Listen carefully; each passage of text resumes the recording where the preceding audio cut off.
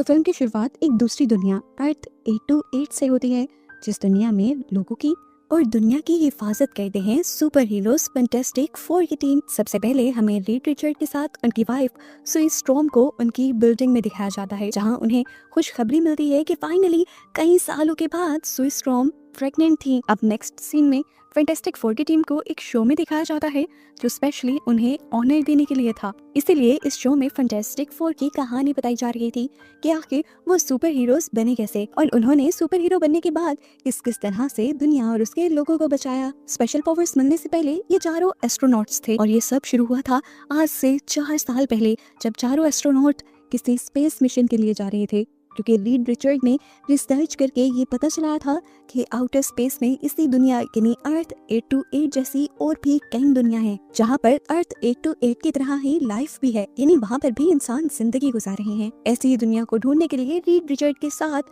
बाकी तीनों भी मिशन पर निकलते हैं और इसी मिशन के दौरान स्पेस में ही उनका बहुत बुरा एक्सीडेंट हो जाता है। उनकी शिप एक कॉस्मिक स्टॉर्म से टकरा जाती है, जिसकी वजह से टीम की चारों लोगों की बॉडीज में कॉस्मिक रेडिएशंस आ जाती हैं। इससे ये लोग मरते तो नहीं, लेकिन यही कॉस्मिक रेज इनकी बॉडी के डीएनए को ही चेंज कर देती हैं और ये डीएनए का बदलाव उनकी बॉडी में कुछ नई पावर्स को पैदा कर देता है। जैसा कि रीड रिचर्ड को मिलती है स्ट्रेच करने की पावर, वो अपनी बॉडी को जितना भी स्ट्रेच करें उनकी कोई हड्डी या मसल नहीं टूटेगा। सुई स्ट्रॉम को पावर मिलती है अपने आप को इनविजिबल करने की और साथ ही वो अपनी माइंड की पावर से किसी भी चीज को उठा भी सकती हैं और कहीं और भी ले जा सकती हैं। सुई स्ट्रॉम के भाई जॉनी स्ट्रॉम को मिलती है पावर प्रोजेक्शन की पावर। वो आग को पैदा कर सकते थे, उसके साथ खेल सकते थे, उसे इस्तेमाल कर सकते थे अपने फायदे और कामों के लिए, यहाँ तक कि वो आग को मैनिपुलेट भी कर सकते थे और इसी आग को बनाते हुए अक्सर वो रॉकेट की तरह हवा में भी उड़ सकते थे। और इनकी चौथे साथी बेन ग्रिम की बॉडी में तो बहुत ज्यादा पावर आ जाती है, जिसकी वजह से उनकी बॉडी भी पत्थरों में बदल जाती है। इन पावर्स को मिलने के बाद जब ये लोग अर्थ पर आए तो इन्होंने अपनी पावर्स को दुनिया की और इंसानों की भलाई के लिए इस्तेमाल करना शुरू कर दिया और इसी वजह से इन चारों को न्यू सुपर हीरोज के नाम से जाना जाने लगा। इसी शो में दिखाया जाता है कि किस तरह फैंटास्टिक फोर की टीम मॉलपेन से भी लड़ी थी, जो उनकी दुनिया को तबाह करने के लिए आया था। और उसके बाद जब दुनिया पर रेड घोस्ट ने हमला किया अपनी टीम के साथ, तब भी फैंटास्टिक फोर की टीम ने उन्हें अच्छा मजा चखाया और अपनी दुनिया से निकाल दिया। यहीं पर हमें पता चलता है कि रीड रिचर्ड दुनिया का सबसे ज़हीन इंसान भी है, जिसने मल्टीवर्स को भी डिस्कवर कर लिया है। इस शो में ये भी बताया जाता है कि फैंटास्टिक फोर की उनकी दुनिया में बहुत ज़्यादा अहमियत है, यहाँ तक कि यूनाइटेड नेशंस की मीटिंग में भी फैंटास्टिक फोर को न सिर्फ बुलाया जाता है बल्कि उनकी बातें मानी भी जाती हैं। यूनाइटेड नेशंस की बात करते हुए मूवी में ये भी हिंट दिया जाता है कि अर्थ 828 के अंदर डॉक्टर डूम की भी कंट्री है, जिसके ऊपर वो राज करते हैं। खैर यहीं पर फैंटास्टिक फोर का ये शो खत्म हो जाता है और ये चारों घर आ जाते हैं, जहाँ पर रीड रिचर्ड बाकी दोनों साथियों को ये खुशखबरी देते हैं कि जल्द ही उनके घर एक छोटा सा बेबी आने वाला है। और ये खबर सुनकर जॉनी स्ट्रॉम बहुत ज्यादा खुश हो जाता है। उसकी एक्साइटमेंट इतनी ज्यादा थी कि उन्होंने आज पूरी रात पार्टी करते हुए गुजारी। खैर अब अगली सुबह हमें दिखाया जाता है कि रीड रिचर्ड किसी चीज पर रिसर्च कर रहे हैं और वो है टेलीपोर्टेशन, यानी वो किसी भी एक चीज को या एक इंसान को किसी भी दूसरी जगह टेलीपोर्ट करके बिना सफर किए एक जगह से दूसरी जगह पहुंचाने पर काम कर रहे थे और उनकी रिसर्च तकरीबन कंप्लीट भी होने वाली थी। अब उनकी रिसर्च को टेस्ट करने का टाइम था, जिसके लिए जॉनी स्ट्रॉम उनकी मदद करने के लिए आता है और ये लोग मिलकर एक अंडे को टेलीपोर्ट करने की कोशिश करते हैं, ज्यादा दूर नहीं, बस कमरे में ही एक टेबल से दूसरे टेबल पर। और जैसे ही ये टेलीपोर्टेशन का मेथड स्टार्ट करते हैं तो एकदम से पूरे टॉवर की लाइट चली जाती है। अंडा तो टेलीपोर्ट हो जाता है, लेकिन इन्हें इस एक्सपेरिमेंट से ये बात पता चलती है कि टेलीपोर्टेशन के लिए इन्हें बहुत सारी एनर्जी की और बहुत सारी इलेक्ट्रिसिटी की जरूरत पड़ेगी। खैर अब इस सब को काफी महीने गुजर जाते हैं, दुनिया में भी सब जगह अमन रहता है और ऐसे फैंटास्टिक फोर भी अपने घर में अपनी लाइफ आराम से जी रहे होते हैं कि तभी एक रात दुनिया में आसमान से अजीबोगरीब चीजें आती हुई दिखाई देती हैं। ये मंजर इतना ज्यादा खौफनाक था कि सभी डरते हुए उसे देख रहे थे, यहाँ तक कि फैंटास्टिक फोर भी इस चीज को देखने के लिए अपनी बिल्डिंग से उतरकर नीचे आ जाते हैं कि आखिर ये आसमान से आ क्या रहा है। फिर फाइनली वो चीज़ ज़मीन पे आ जाती है और सबको पता चलता है कि ये सिल्वर सल्फर है। सिल्वर सल्फर फौरन से आती है फैंटास्टिक फोर की टीम के पास और उनसे सवाल करती है कि क्या आप लोग इस दुनिया की हिफाजत करते हो। सुई स्ट्रॉम हाँ में जवाब देती है। सुई स्ट्रॉम अभी तक इस लड़की के बारे में नहीं जानती थी, वो कंफ्यूज थी। तब इस लड़की ने बताया कि मैं सिल्वर सल्फर हूँ और तुम्हारे पास गैलेक्टस का एक पैगाम लेकर आई हूँ, तुम्हारी दुनिया का टाइम खत्म होने वाला है। कुछ दिन बाद गैलेक्टस उनके प्लेनेट पर आएंगे और उनका पूरा प्लेनेट निगल लेंगे। वो बताती है कि बस मैं अर्थ 828 और उसके लोगों को ये बताने के लिए आई हूँ कि आप सबके पास थोड़ा टाइम बचा है, इसे अपने फैमिली के साथ गुजारें और अगर वो कुछ भी करना चाहते हैं तो उसे जल्दी करें, क्योंकि ये टाइम लौट कर नहीं आएगा और ये सभी लोग मारे जाएंगे। ये कहते ही सिल्वर सल्फर यहाँ से उड़ जाती है और कंफ्यूज हुआ जॉनी, जो कि ह्यूमन टॉर्च के नाम से भी जाना जाता है, वो अपनी बॉडी को किसी रॉकेट की तरह बनाकर उसके पीछे चला जाता है। स्पेस में पहुंचने पर वो उसका सर्फर बोर्ड भी पकड़ लेता है और यहाँ सिल्वर सर्फर उसे किसी दूसरे लैंग्वेज में कुछ कहकर तेजी से यहाँ से चली जाती है और जॉनी यानी ह्यूमन टॉर्च अर्थ पर वापस आ जाता है। फैंटास्टिक फोर की टीम अपने घर आ जाती है और इसी चीज को डिस्कस कर रही होती है जो सिल्वर सर्फर अभी कहकर गया था। बेन ग्रिम कहता है, मुझे तो सिल्वर सर्फर की बातों पर यकीन आ ही नहीं रहा। कोई इंसान या कोई भी चीज एक पूरे प्लैनेट को निकल सकती है, ये बात हजम नहीं हो रही। उसकी बात में लोगों को थोड़ा सा लॉजिक लगता है और सभी थोड़ा सा टेंशन फ्री होते हैं, लेकिन तभी रीड रिचर्ड कहता है कि जो कुछ सिल्वर सर्फर ने कहा मुझे सच लग रहा है, क्योंकि मैं काफी टाइम से स्पेस पर रिसर्च भी कर रहा हूँ और स्पेस पर नजर भी रखे हुए हूँ और अब मैंने देखा है कि आउटर स्पेस में से पूरे 5 प्लैनेट्स गायब हैं और ये 5 वो प्लैनेट्स हैं जिसके बारे में वो जानता था और जिन्हें वो पहले देख रहा था। न जाने और कितने प्लैनेट्स आउटर स्पेस में से गायब हुए हों। रीड अपनी टीम से कहता है कि ये 5 प्लैनेट्स जो गायब हुए हैं, मेरी रिसर्च के मुताबिक गायब होने से पहले इनको तबाह किया गया है और अब उन प्लैनेट्स की जगह कुछ भी नहीं है और उन्हें उन प्लैनेट्स की जगह पर सिल्वर सर्फर का एनर्जी लोगो भी मिलता है। इसीलिए तो रीड रिचर्ड इतनी छोटी से ये कह रहा था कि सिल्वर सर्फर जो कुछ कहकर गई है वो सच है और वो ये भी जानता था कि गैलेक्टस नाम का सच में कोई है जो पूरे पूरे प्लैनेट्स को निगल सकता है और निगल रहा भी है। मसला बहुत बड़ा था, इनका प्लैनेट तबाह होने वाला था। ये अपने प्लैनेट को कैसे बचाते?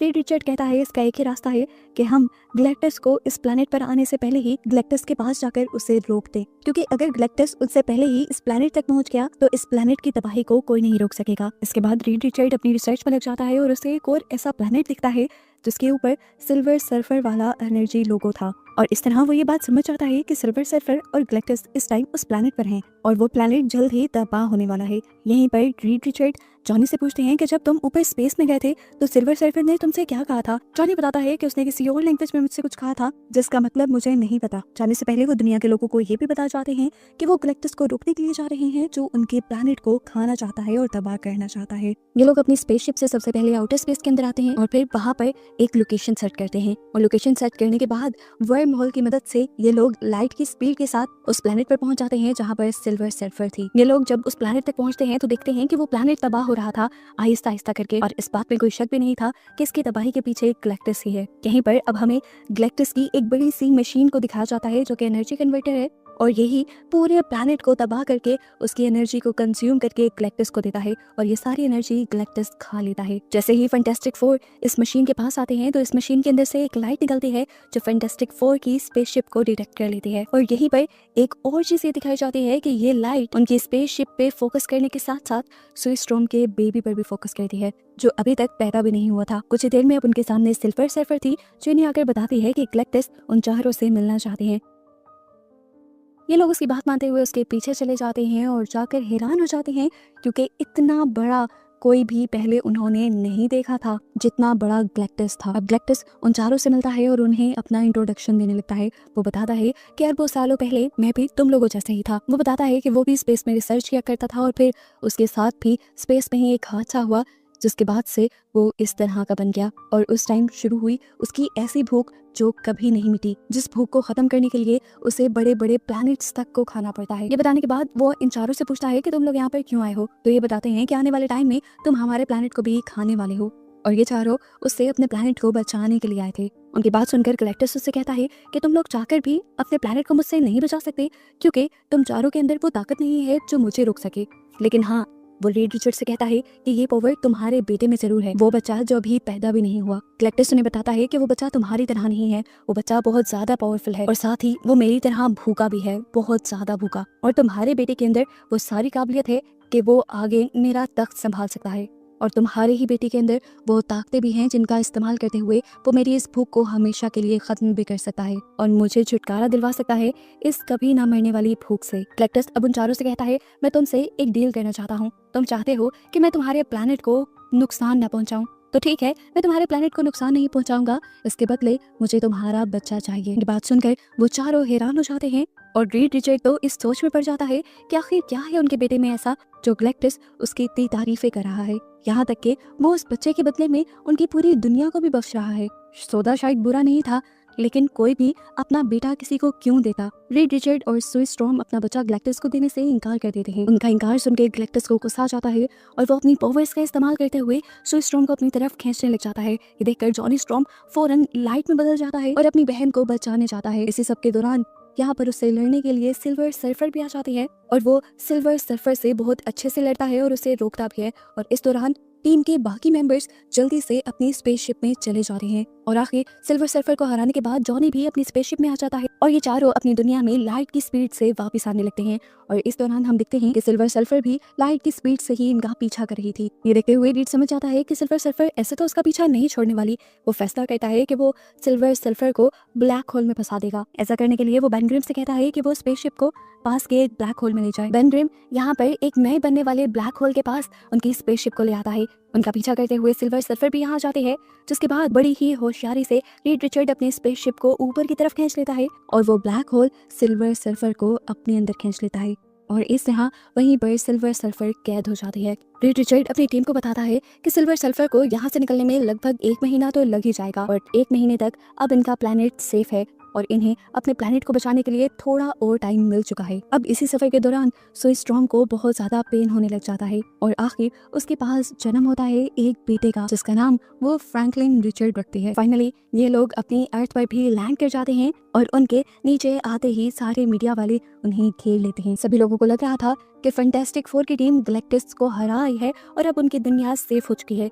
यहाँ पर ये लोग उनसे ये तो पूछते ही नहीं कि वो गैलेक्टस से लड़े भी हैं या नहीं। पूरी दुनिया को उन पर इतना भरोसा था कि वो बस उनसे ये सवाल कर रहे थे कि आपने गैलेक्टस को हराया कैसे। हालांकि ये लोग तो अभी तक गैलेक्टस को हरा कर आए ही नहीं थे। ये सारे सवाल सुनते हुए हार मानते हुए रीड रिचर्ड उन्हें ये सब सच बता देता है कि वो लोग गैलेक्टस को हरा कर नहीं आए। वो ये भी सच बता देता है कि गैलेक्टस ने उनके सामने एक शर्त रखी थी कि वो उसके पूरे प्लेनेट को बख्श देगा अगर वो लोग अपना बच्चा गैलेक्टस को दे दें। लेकिन रीड रिचर्ड और सुई स्टॉर्म इस डील से इनकार कराए हैं। ये सुनकर सभी लोग गुस्से में आ जाते हैं कि इन दोनों को अपना बच्चा इस पूरी दुनिया और इनके लोगों से ज्यादा प्यारा है। सभी लोग ये बात समझ गए थे कि जल्द ही गैलेक्टस उनकी दुनिया पे आएगा और उनकी दुनिया को निगल जाएगा। सभी लोग अब गुस्सा करके रीड से पूछने लग जाते हैं कि आखिर तुमने अपना बच्चा उसे क्यों नहीं दिया। तुम्हारे एक बच्चे के बदले हम सब लोगों की जान बचा दी। लेकिन रीड इस बात का कोई जवाब नहीं देता और फैंटास्टिक फोर की टीम को लेकर अपने घर वापस चला जाता है। सीन कट होकर दिखाया जाता है कि अब 1 महीने का टाइम तो गुजर चुका था। सिल्वर सर्फर भी ब्लैक होल के कैद से बाहर निकल आई थी और वो गैलेक्टस को जाकर बताती है कि वह उन चारों को पकड़ने में नाकाम रही। यहाँ पर गैलेक्टस उससे कहता है जो भी हो जाए तुम्हें वहाँ जाना पड़ेगा और मुझे अब उनका प्लैनेट नहीं बल्कि उनका बच्चा चाहिए, क्योंकि उसके बच्चे के अंदर बहुत ज्यादा पावर्स हैं, ऐसी पावर्स हैं जिसके बारे में कोई सोच भी नहीं सकता और वही बच्चा मुझे मेरी भूख से छुटकारा दिलवा सकता है। ये बात करते ही गैलेक्टस और सिल्वर सर्फर अर्थ 828 की तरफ बढ़ने लग जाते हैं और यहाँ रीड रिचर्ड को भी ये खबर मिल जाती है कि अब गैलेक्टस उनके प्लैनेट तक पहुंच रहा है। रीड रिचर्ड ये जान गया था कि दुनिया को बचाने के लिए उसके पास सिर्फ कुछ दिनों का वक्त रह गया है, जबकि अब पूरी दुनिया के लोग भी फैंटास्टिक फोर को बुरा भला कहने लगे हैं। सब लोग उनके पुतले बना कर चला रहे हैं क्योंकि सब लोगों को लगता है कि फैंटास्टिक फोर बहुत ज्यादा खुदगर्ज है और वो दुनिया को बचा नहीं रही। लोग सड़कों पर उनके पुतले चलाते हैं, शोज में उन्हें बुरा भला कहा जाता है, यहाँ तक कि कुछ लोग तो धरना देकर उनकी बिल्डिंग के बाहर भी बैठ जाते हैं। सब लोगों की बस यही मांगे थी कि वो अपना बच्चा गैलेक्टस को दे दें और इस दुनिया को बचा लें। आखिर इन चीजों से थकी हुई सुई स्टॉर्म नीचे उतर आती है और अपनी चुप को तोड़ देती है। वो अपने बच्चे को साथ लेकर आई थी और सब लोगों से कहती है कि देखो ये मेरा बेटा है, मेरी फैमिली है और मैं अपनी फैमिली को किस तरह उसके हवाले कर दूं। लेकिन याद रखो जिस तरह ये बच्चा मेरी फैमिली है, आप सब लोग भी मेरी फैमिली हैं और मैं अपनी फैमिली को किसी भी तरह से नुकसान से गुजरने नहीं दूंगी। वो सभी लोगों से कहती है आप लोग बिल्कुल टेंशन न लें, फैंटास्टिक फोर की टीम मिलकर न सिर्फ आप लोगों को बचाएगी बल्कि हम अपने बच्चे को भी बचा लेंगे और हम सभी मिलकर उस दुश्मन को यानी गैलेक्टस को हराएंगे। इस लड़ाई को हम सब लोग एक साथ एक फैमिली की तरह लड़ेंगे। सुई स्टॉर्म की ये बातें सुनकर दुनिया एक और मर्तबा फैंटास्टिक फोर पर बिलीव करने लग जाती है और उनका बहुत सारा गुस्सा कम हो जाता है। इन्हीं बातों के दौरान दूसरी तरफ हम देखते हैं कि रीड रिचर्ड अभी भी इसी चीज पर रिसर्च कर रहा था कि गैलेक्टस को रोका कैसे जाए। उसे याद आता है कि उसने एक अंडे को टेलीपोर्ट कर लिया था सक्सेसफुली, यानी उसकी टेलीपोर्टेशन वाली टेक्नोलॉजी बिल्कुल ठीक थी। उसे आइडिया आता है कि क्यों ना वो अपनी पूरी दुनिया को ही टेलीपोर्ट कर दे, यानी अपने प्लैनेट को ही टेलीपोर्ट करके किसी ऐसे यूनिवर्स के अंदर भेज दे जहाँ पर उनका ये प्लैनेट सेफ रह सके। अब क्योंकि ये लोग अपना एड्रेस ही बदल देंगे तो गैलेक्टस उन तक पहुंच भी नहीं पाएगा और उनकी दुनिया को तबाह भी नहीं कर पाएगा। रीड का प्लान पूरी टीम को अच्छा लगता है और पूरी टीम उसका साथ देने में तैयार हो जाती है। लेकिन जैसा हमें पहले पता है कि एक अंडे को ही टेलीपोर्ट करने में पूरी बिल्डिंग की एनर्जी लगी थी, तो पूरा प्लैनेट तो टेलीपोर्ट करने में बहुत ज्यादा इलेक्ट्रिसिटी लगने वाली थी। और साथ ही साथ इस टेलीपोर्टेशन को पूरा करने के लिए उसे दुनिया भर में बहुत सारे ब्रिजेस भी बनाने पड़ेंगे, जो सारे ब्रिजेस असल में मिलकर काम करेंगे टेलीपोर्टेशन की टेक्नोलॉजी को पूरा करने के लिए, और इन्हीं की मदद से अर्थ को टेलीपोर्ट कर दिया जाएगा। अपना फैसला करने के बाद रीड रिचर्ड अगले दिन एक प्रेस कॉन्फ्रेंस रखते हैं और ये सारी बातें मीडिया में बताते हैं। रीड रिचर्ड अपनी टेलीपोर्टेशन की टेक्नोलॉजी के बारे में भी सबको बताता है और अपना प्लान भी बताता है कि वो इस पूरी दुनिया को ही टेलीपोर्ट करके किसी दूसरे यूनिवर्स में भेजना चाहते हैं। इस सब के लिए पूरी दुनिया तैयार हो जाती है। ये काम इतना आसान नहीं था, तो पूरी दुनिया के लोगों को मिलकर करना था। सभी लोग ब्रिजेस बनाना भी शुरू कर देते हैं ताकि जल्दी से जल्दी इस काम को पूरा किया जा सके। रीड को जैसा ब्रिज चाहिए था, इस दुनिया की सभी कंट्रीज मिलकर वैसे ब्रिजेस अपनी अपनी कंट्री में बना देती हैं और कुछ ही दिनों में इस तरह पूरी तैयारी मुकम्मल हो जाती है। आखिर वो टाइम आ जाता है जब टेलीपोर्टेशन को स्टार्ट होना था। रीड के कहने पर पूरी दुनिया के ब्रिजेस को एक्टिवेट कर दिया जाता है, लेकिन तभी एक बुरा काम होना शुरू होता है। ये सारे ब्रिजेस टूटने लग जाते हैं। रीड रिचर्ड बहुत ज्यादा परेशान हो जाता है क्योंकि इस तरह तो उसका प्लान फेल हो रहा था। वो देखता है कि आखिर इन ब्रिजेस के टूटने की वजह क्या है और इन्हें पता चलता है कि सिल्वर सर्फर इस दुनिया में आ चुकी है और वो ही इन सारे ब्रिजेस को तोड़ रही है, क्योंकि सिल्वर सर्फर को इनका ये प्लान पता चल गया था और वो नहीं चाहती थी कि ये लोग अपने इस प्लैनेट को किसी दूसरे यूनिवर्स में शिफ्ट कर दें। सारे ब्रिजेस को तबाह करने के बाद एक ही ब्रिज बचता है, जो था फैंटास्टिक फोर की बिल्डिंग के बिल्कुल पीछे वाला। इस वाले ब्रिज को बचाने के लिए यहाँ पर ह्यूमन टॉर्च यानी जॉनी आगे बढ़ता है और हवा में ही सिल्वर सर्फर को रोक देता है और वहाँ पर कुछ आवाजें चला देता है जिनमें एकदम से सिल्वर सर्फर घूम जाते हैं। अब जॉनी उससे कहता है, ये सारी आवाजें तुम्हें तो समझ आ ही रही होंगी, ये तुम्हारे प्लैनेट के ही लोगों की आवाजें हैं और ये वही सारी लैंग्वेजेस है जो तुम्हारे प्लैनेट पर बोली जाती हैं। वो कहता है कि मैं जान चुका हूँ तुम्हारा असली नाम शालाबाल है और मैं ये भी जान गया हूँ कि हर प्लैनेट की तरह गैलेक्टस तुम्हारे भी प्लैनेट को निगलने के लिए आया था और तुमने अपने प्लैनेट को ही बचाने के लिए उसके साथ सौदा किया। तुमने उसके असिस्टेंट बनने का फैसला किया, जिसके बदले तुमने उससे वादा किया कि वो तुम्हारे प्लैनेट को कुछ नहीं करेगा। गैलेक्टस ने तुम्हारी बात मान ली। गैलेक्टस ने तुम्हें कॉस्मिक पावर्स दी, जिसके बाद से तुम गैलेक्टस के लिए वो प्लैनेट्स ढूंढती हो जिसे वो खा सके और उसके बदले वो तुम्हारे प्लैनेट को छोड़ दे। ऐसा करके तुमने अपनी फैमिली और अपने प्लैनेट को तो बचा लिया, लेकिन तुमने अपने अंदर की इंसानियत को मार दिया। अब जॉनी उसे और भी बहुत सारी आवाजें सुनाता है जो उसके प्लैनेट के लोगों की नहीं थी, बल्कि उन प्लैनेट्स के लोगों की थी जिन प्लैनेट्स को शालाबाल ने गैलेक्टस के हाथों खत्म करवा दिया था।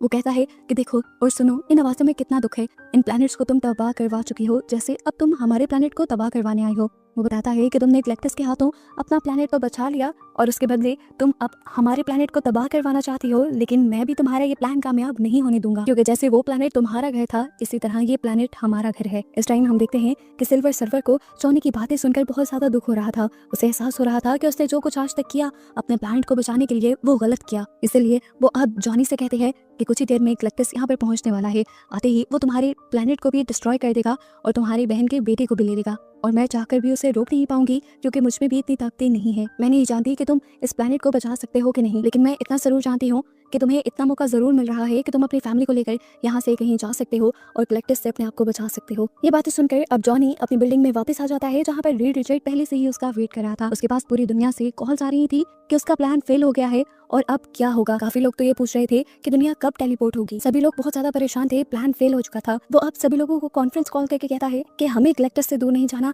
बल्कि गैलेक्टस को अपने करीब आने देना है। किसी को भी उसकी बातें समझ नहीं आ रही थी, तो वो सबको समझाता है कि अब हमें अपने प्लैनेट को नहीं बल्कि गैलेक्टस को टेलीपोर्ट करना है। वो बताता है कि प्लान चेंज करने की वजह यह है कि सारे ब्रिजेस टूट चुके हैं और अब हमारे पास इतना टाइम भी नहीं है कि हम उन ब्रिजेस को रिपेयर कर सके। सारे ब्रिजेस रिपेयर हुए बगैर ये प्लैनेट तो यहाँ से कहीं नहीं जा सकता, लेकिन हाँ गैलेक्टस जरूर जा सकता है, सिर्फ एक ब्रिज के जरिए जो अभी भी बच गया है। अब सबका ये सवाल था कि गैलेक्टस इस वाले ब्रिज तक आएगा क्यों। तो रीड उसे कहता है कि वो अपने बेटे को एक ट्रैप के तौर पे इस्तेमाल करेगा। वो अपने बेटे को उस ब्रिज के पास लेकर जाएगा और जैसे ही गैलेक्टस उसके बेटे को लेने के लिए यहाँ आएगा तो वो ब्रिज को एक्टिवेट करके उसे टेलीपोर्ट कर देगा और इस तरह गैलेक्टस टेलीपोर्ट होकर किसी दूसरे यूनिवर्स में चला जाएगा और इस तरह इनकी जान गैलेक्टस से हमेशा के लिए बच जाएगी। सभी लोगों को रीड का ये भी प्लान अच्छा लगता है और वो उसके इस नए प्लान के लिए तैयार हो जाते हैं, लेकिन इनके इस प्लान को पूरा करने के लिए अब जरूरी था कि उनका पूरा शहर खाली हो, क्योंकि गैलेक्टस की टेलीपोर्टेशन में जितनी पावर लगनी थी उसके असर में यहाँ इस शहर में भी बहुत सारी तबाही होनी थी। शहर के लोगों की सिक्योरिटी भी जरूरी थी, इसीलिए सोई स्टॉर्म एक और आदमी मॉल मैन से मिलती है जिसकी अंडरग्राउंड बहुत बड़ी फैसिलिटी थी और वो शहर के सभी लोगों को वहां पर सेव करवा देती है। ऐसे शहर तैयार हो जाता है गैलेक्टस की टेलीपोर्टेशन के लिए। अब अगली सुबह होती है और प्लान के मुताबिक गैलेक्टस अर्थ 828 पर आ जाता है। जाहिर सी बात थी कि वो यहाँ पर रीड के बेटे को लेने के लिए आया था, तो वो उसे ढूंढने लग गया और उसे रीड का बेटा मिला उसी ब्रिज पर जो कि टेलीपोर्टेशन ब्रिज है। जैसे ही गैलेक्टस बच्चे की तरफ बढ़ने लगता है, वैसे ही फैंटास्टिक फोर की टीम उस पर हमला करके उसका ध्यान भटका देते हैं और पीछे से रीड अपने बच्चे को उठाकर वहाँ पर एक गुड़िया रख देता है। ये लोग बस अब इंतजार कर रहे थे कि कब गैलेक्टस उस ब्रिज के अंदर पाँव रखेगा, लेकिन गैलेक्टस भी बहुत होशियार था, उसे भी पता था कि ये लोग उसे ट्रैप करने के लिए कुछ तो करेंगे। इसीलिए वो ब्रिज पर जाने से पहले दोबारा उसे स्कैन करता है और उसे पता चल जाता है कि यहाँ पर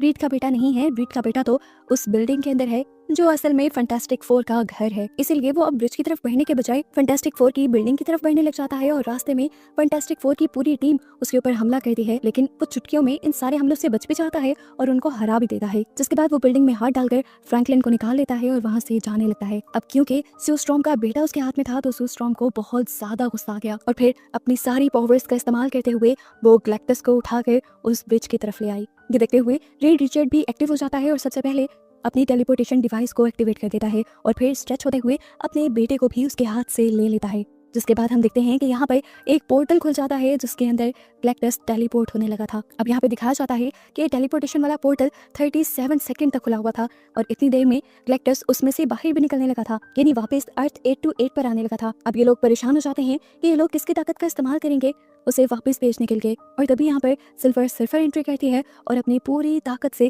गैलेक्टस को धक्का दे देती है। अपनी पूरी फोर्स लगाने की वजह से सिल्वर सर्फर भी उसी पोर्टल के अंदर चली जाती है और आखिर वो पोर्टल बंद हो जाता है, जिसकी वजह से गैलेक्टस के साथ साथ सिल्वर सर्फर भी किसी दूसरे यूनिवर्स में टेलीपोर्ट हो जाती है और इस तरह फैंटास्टिक फोर की दुनिया सेफ रह जाती है। गैलेक्टस के जाने के बाद जब सभी लोग अपनी जीत का जश्न मना रहे होते हैं, तभी हमें दिखाया जाता है कि सू स्ट्रॉम बेहोश थी। अब फैंटास्टिक फोर की टीम के बाकी तीनों लोग जब उसके पास जाते हैं तो ये देखकर वो टूट जाते हैं कि सू स्ट्रॉम ने गैलेक्टस को रोकने के लिए अपनी सारी ताकत का इस्तेमाल कर लिया था, जिसकी वजह से उसकी अब मौत हो गई थी। फूट फूट कर रो देता है। यहाँ पर सुई का बेटा भी उसके लिए रोने लग जाता है और तब रीड अपने बेटे को उठाकर सुई के ऊपर रख देता है ताकि वो लास्ट गुड बाय तो कह सके। और यहाँ पर एक मेडिकल वाला सीन दिखाया जाता है कि एक छोटा सा बच्चा अपनी पावर्स का इस्तेमाल करते हुए अपनी मॉम को दोबारा जिंदा कर देता है। बच्चे के ऊपर लेटते ही सू स्ट्रॉम दोबारा से सांसें लेने लगती है और ये शॉकिंग सीन देखकर सभी बहुत ज्यादा खुश और हैरान हो जाते हैं। और इस वाकये से इन चारों को ये पता चल जाता है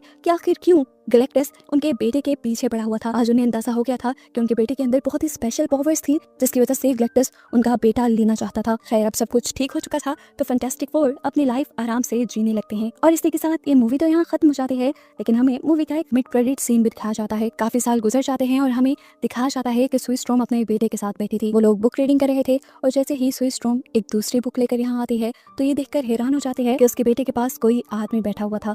ये कौन था ये तो नहीं दिखाया जाता, लेकिन इसकी गाउन से ये अंदाजा लगाया जा सकता है कि ये डॉक्टर डूम है और ये यहाँ क्या कर रहा है। इसी मिस्ट्री के साथ ये मूवी यहाँ खत्म हो जाती है।